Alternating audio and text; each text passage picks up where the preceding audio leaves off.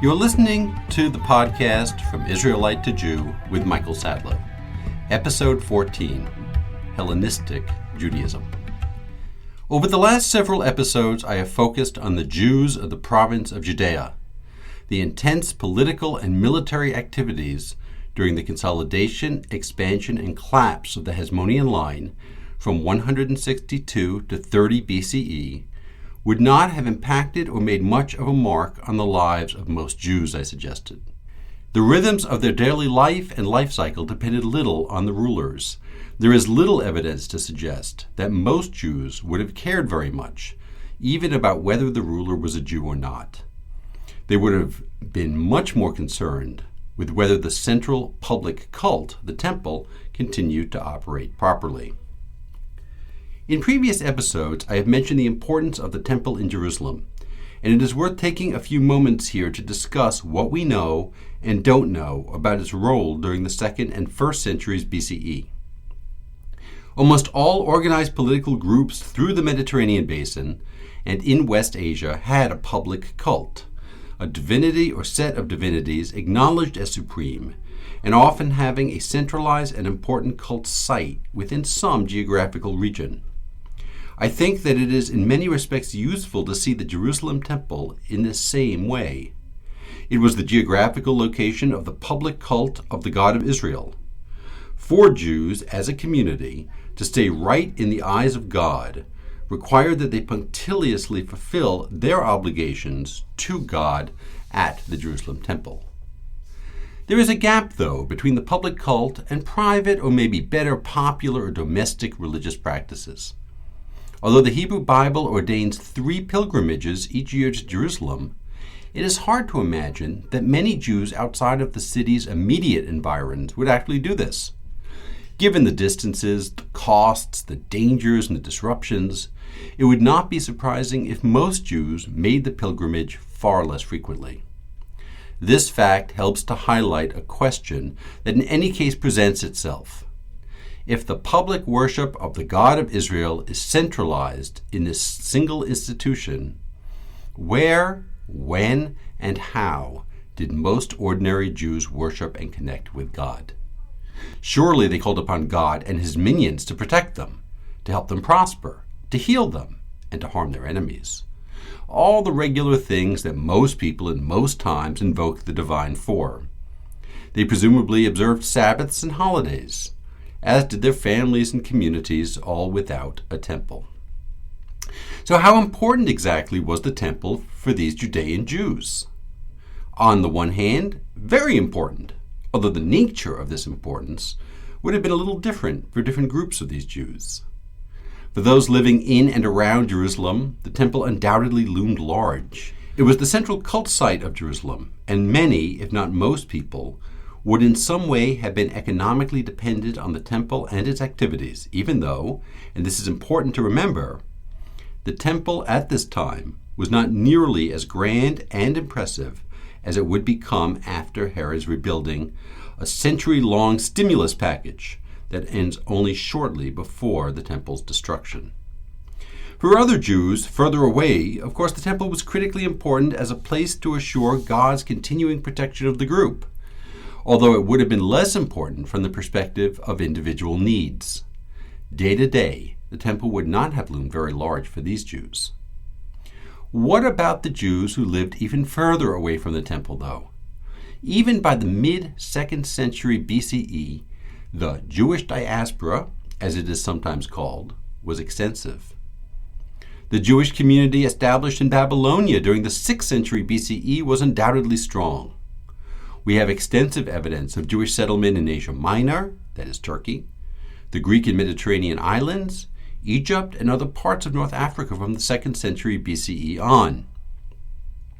How did they relate to the temple at Jerusalem? How did they, in fact, relate to the God of Israel? What, in other words, was their Judaism like?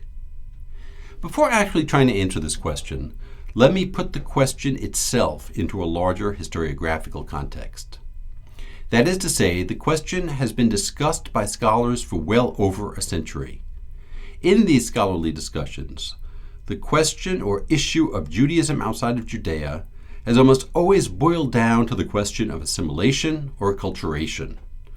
To what extent did Jews accept and adapt to Hellenistic ideas and customs? How did these Jews, particularly as minorities in a Greek city, relate to the larger non-Jewish population? Indeed, the argument has often gone, many Jews went Greek, as it were. They practiced something that we call Hellenistic Judaism, with ideas and practices that were related to those of their brethren in Judea, but also much more flavored by the Hellenistic world in which they lived. Now, on the one hand, this construction, this idea that Hellenistic Judaism is a meaningful term and category, does not rest on nothing. There is an extensive literature written by Jews during this period in Greek. It comes, as I mentioned in an earlier episode, in genres and with ideas that are perfectly comprehensible in a Hellenistic context. Jews wrote inscriptions in Greek using Greek forms and formulae. Taken as a whole and put up against, say, the Dead Sea Scrolls, or our knowledge of contemporary practice, it looks like we are dealing with a different and coherent beast. But this conclusion, I think, would be largely mistaken.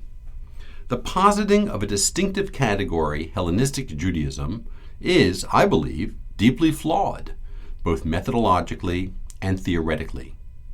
Let me start with method. The surviving Jewish Greek texts are highly eclectic and biased. Remember how such texts survived, often as fragments embedded in other classical or early Christian texts, whose authors extracted the parts that they liked from these earlier compositions. Some of these compositions survive intact, but again, only because early Christians, and they are preserved almost exclusively by Christians and then passed down via monastic scribes, found them amenable. The sample is not representative. Moreover, the construct Hellenistic Judaism again falls back on the assumption that there was some kind of problem with Hellenism, and that the Jews of Judea largely rejected Hellenistic culture and institutions. But this, as we saw, is not true. Even given the very slipperiness of Hellenism as a meaningful concept, it is clear that the Jews of Judea had little problem with it. Hellenism per se was simply not an issue. Jews freely drew on Hellenistic ideas and institutions. To compare the eclectic, elite Jewish Greek texts from outside of Palestine to the elite Jewish Hebrew texts of the separatists of Qumran seems to me, at minimum, to be a bit silly. So, too, it is not terribly useful to compare these Greek texts to the practices of the public cult in Jerusalem. There is also a theoretical problem, as I have argued at length in my book, Creating Judaism, History, Tradition, Practice. The problem with the notion of Hellenistic Judaism is that it assumes that there is a non-modified Judaism, just Judaism, a pure one, presumably to be identified with Judea or perhaps just Jerusalem and the Temple. That way of thinking, however, makes an intrinsic value judgment. There is a single true and historically continuous kind of Judaism against which others can be compared. Yet in the real world, this does not seem to me to be how things work. Instead, what we find are groups of self-identified Jews wrestling with and interpreting the largely shared set of texts and rituals. There is no single pure Judaism. Jews have always, throughout history, created their Judaism from an often shared set of resources, sometimes with radically different results. These eclectic Greek texts do share a few characteristics, but to simply label it Hellenistic Judaism misses the mark. As an aside, it is not hard to see how the notion of Hellenistic Judaism arose and why it persisted. The term began to be used in 19th century German scholarship, primarily in studies of Christian origins. Not very surprisingly, at the time, the issues of assimilation and acculturation of Jews in German society were hot. And it is possible to see in these discussions of the Jews of antiquity not a little retrojection. There was an assumption that the situation of these Jews to a large degree mirrored that of contemporary German Jews. For these scholars, it was precisely this characteristic of assimilation, undoubtedly reinforced by their knowledge of elite assimilated German Jews, that made these Jews likely candidates for conversion to Christianity. Curiously, although the conditions of 20th century America differed significantly from 19th century Germany, the issue of assimilation remained hot, but for different reasons. Now Hellenistic Judaism could be portrayed as a model, sometimes good and sometimes bad, for the modern American Jewish experience. One more aside that I think is relevant to thinking about Jews in the Mediterranean world. Rather than thinking in systems and generalities about the Jews, we might do better to take a sociological approach.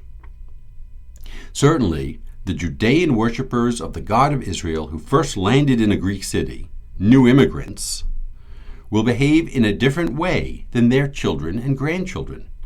There's nothing particularly wrong in principle with language such as assimilation and acculturation if we use the terms carefully and with sensitivity to generational shifts.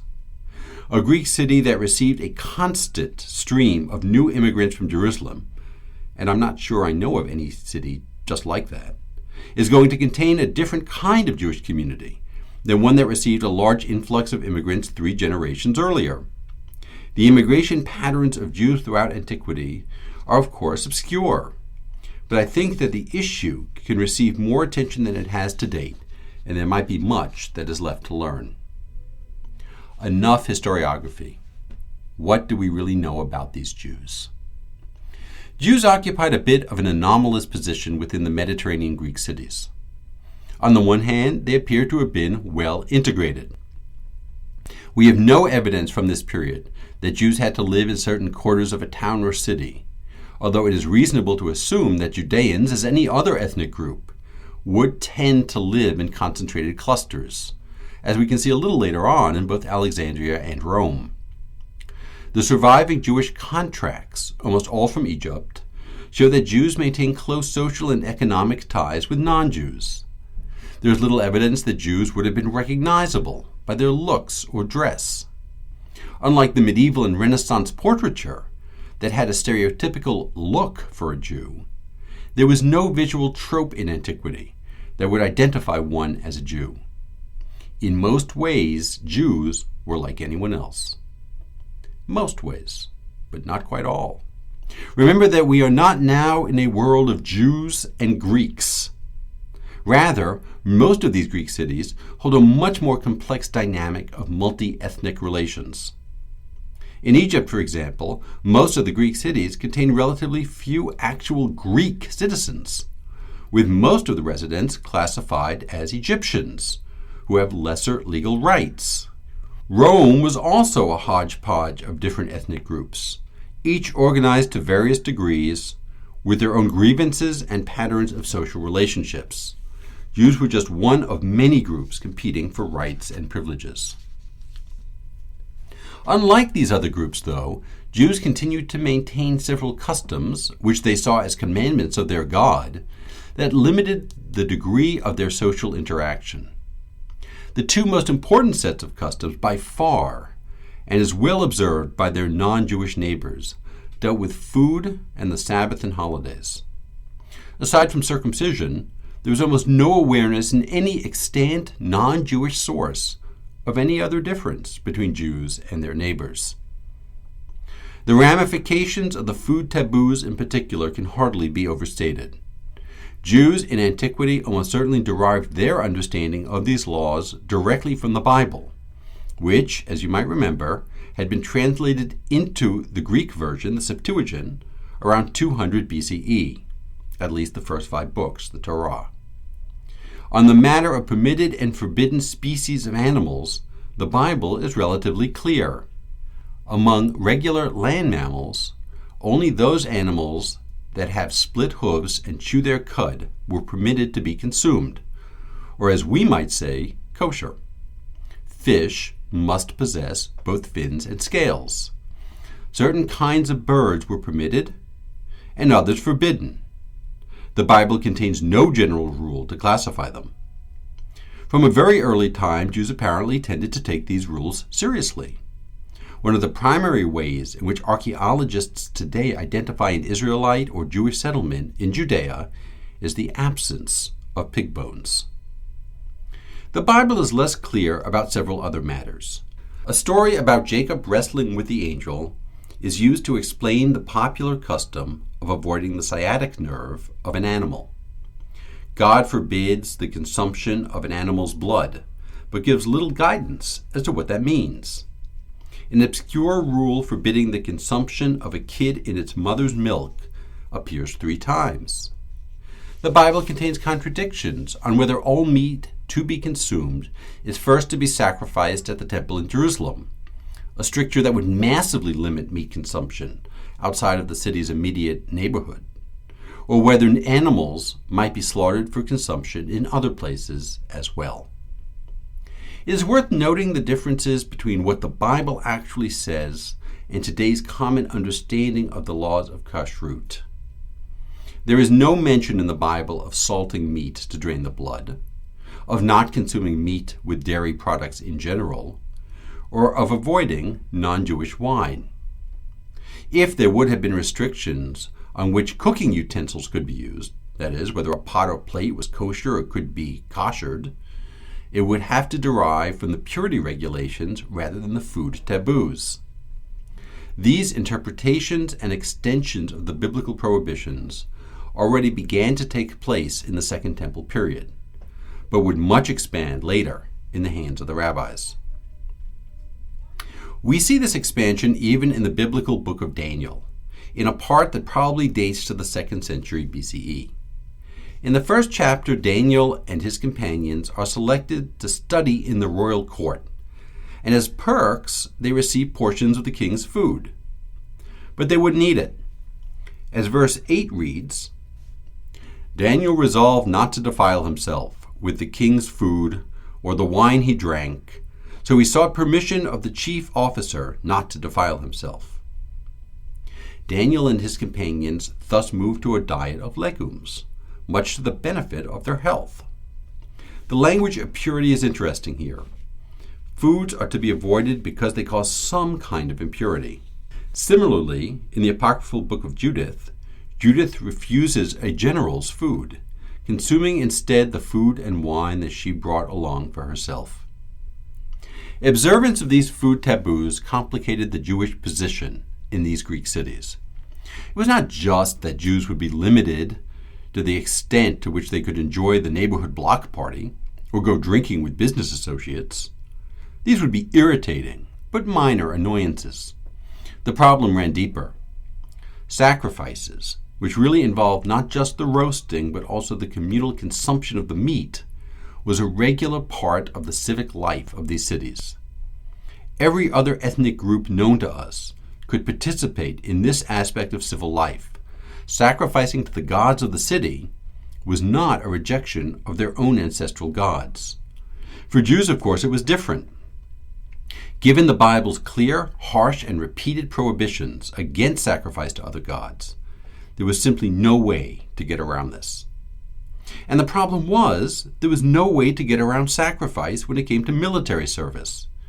The army cohorts regularly sacrificed. The army was also a route to civic integration. As I mentioned in a previous podcast episode, the gymnasium, whose primary purpose was to create citizen soldiers, was a critical institution of the Greek city. The role of the citizen army changed under Roman rule, but there was still a need for cities to raise armies. Through a series of decrees by Julius Caesar, related by Josephus, and which allude to earlier practices, Jews were to be exempted from this military service.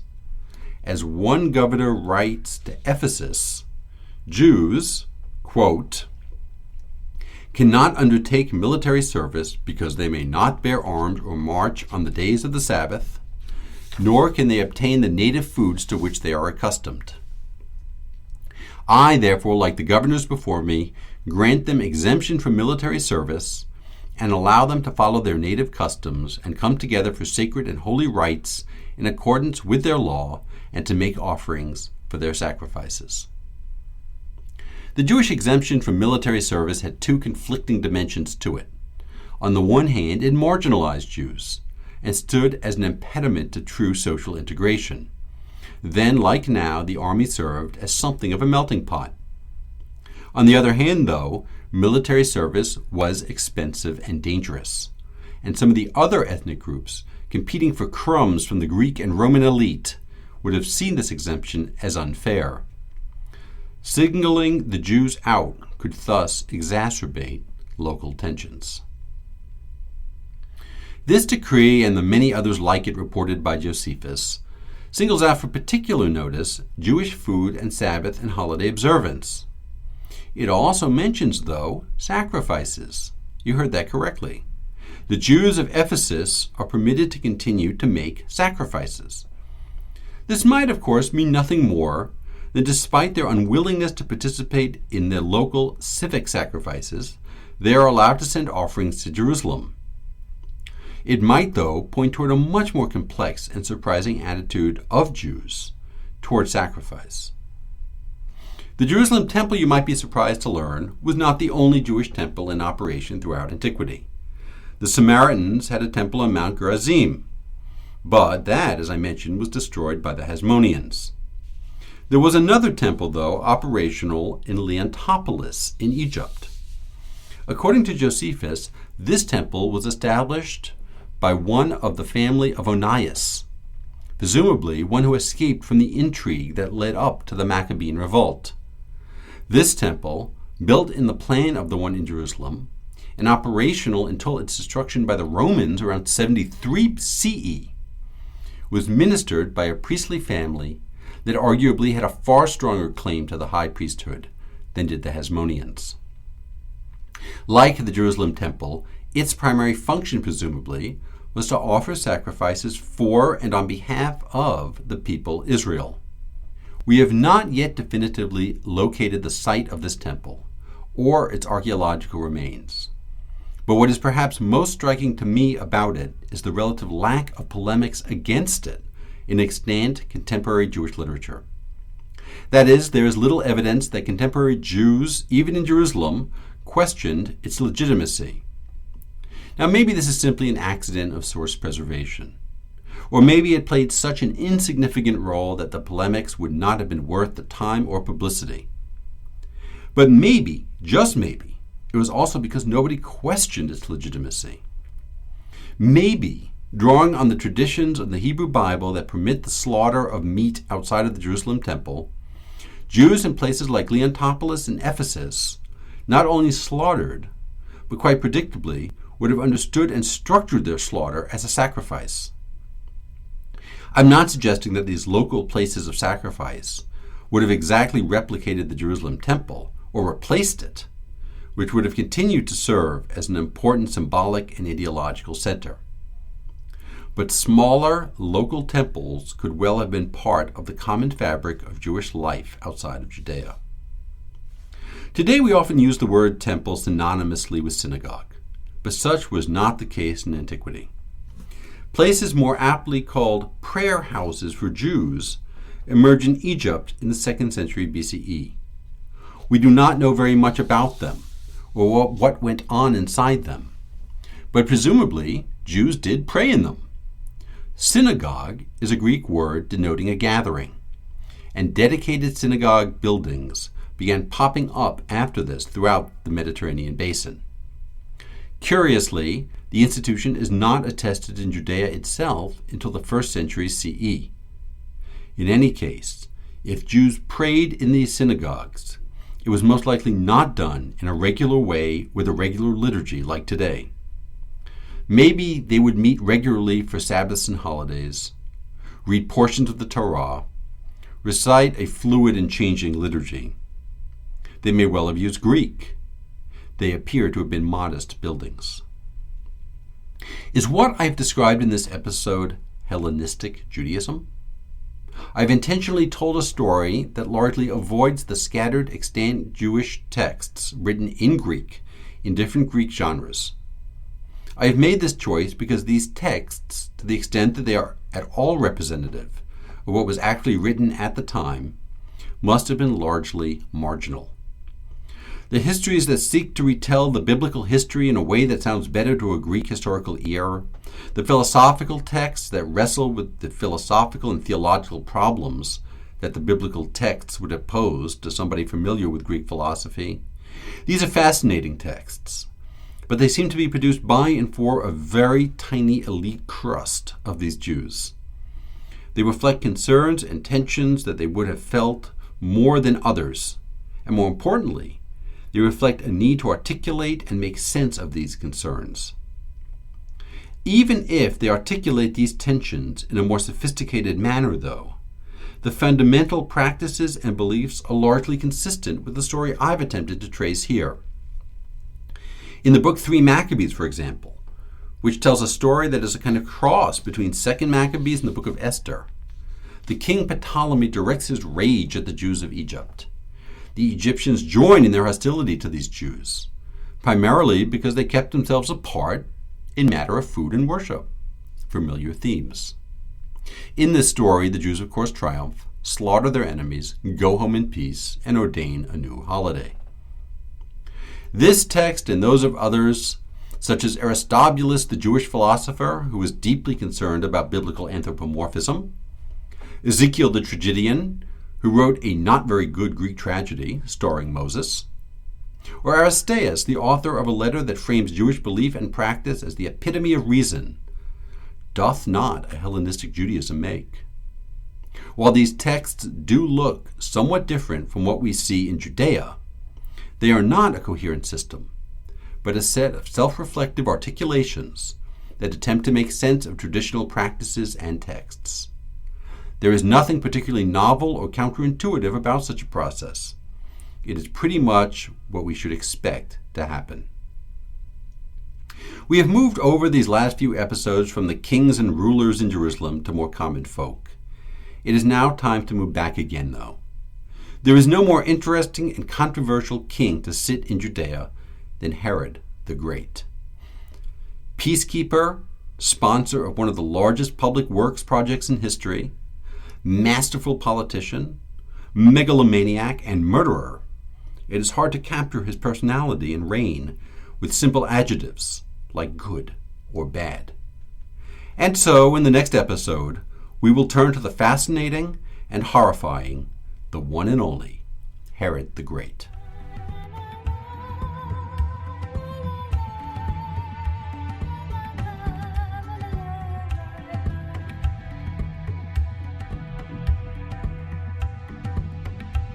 You have been listening to the podcast From Israelite to Jew with Michael Sadlow.